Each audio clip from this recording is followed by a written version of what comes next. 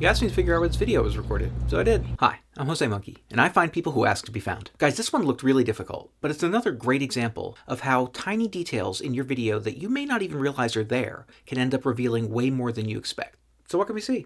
This person begins the video by showing their improvised Find Me sign that they appear to have written on the back of a sheet of paper. Next, they lift the camera and show us their surroundings. And surprise, it's a parking lot. I really wonder what percentage of the videos I receive are recorded in parking lots. It seems like a lot. Anyway, we've got some cars here and also these buses which I thought might have some useful information on them. And as I turn the camera, it becomes evident that this parking lot is situated between two buildings that appear to be hotels. Some of the cars here have visible license plates, and at least two of them appear to be from Arizona. But it's often difficult to know whether or not to trust the license plates to tell you the location when you're dealing with a hotel parking lot because we have an increased chance of those cars belonging to out-of-state travelers. The next thing we see are some natural rock formations here, and what looks like it might be a river or some other body of water. It also looks like there might be a bridge here.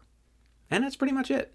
Now guys, I always tell you that if you do not want to appear on camera asking to be found, that you should always feel free to use a Find Me sign. You can print one of my official signs if you want to, but you don't have to do that. You can just use whatever you have available, like this person did. But guys, if you do that, you should be aware of other information that you might reveal depending on what you use to make your sign. In this case, this person's using a piece of paper that clearly has writing printed on the other side.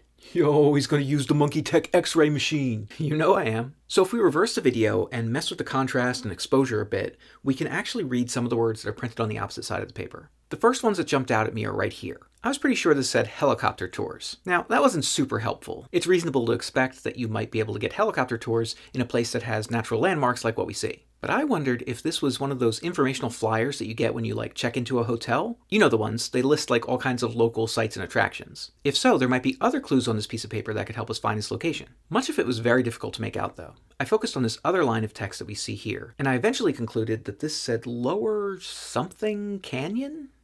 Now we're talking. That sounds like something I could search for. Yeah, let's go. And guys, I thought I was going to have to look at a whole bunch of different canyons, but when I searched for Lower Canyon, I actually got a result right away for some place called Lower Antelope Canyon. So I pulled that up on Google Maps to see if it looked like a plausible location. And it didn't take me too long to confirm that the 3D view that I got on Google Maps seemed like it could be a match for what we see in the video. So guys, I just started looking around in that area for nearby hotels that would give me a view like that. And after a handful of minutes of looking, I found one hotel that looked very much like what we see in the video. And guys, that was it. You're outside the Baymont by Wyndham Hotel in Page, Arizona. I used a street view to confirm the location. Here's that hotel that was right across the parking lot in your video. And of course, a view of the nearby canyon.